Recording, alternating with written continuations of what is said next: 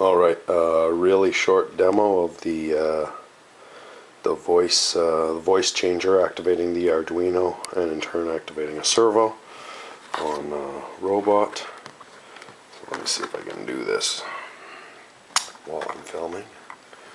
First, do we have this on? Let's turn the Arduino on.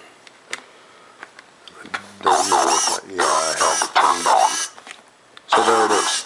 I take the microphone, I speak into the mic, and that activates the servo, which is kind of cool, I guess.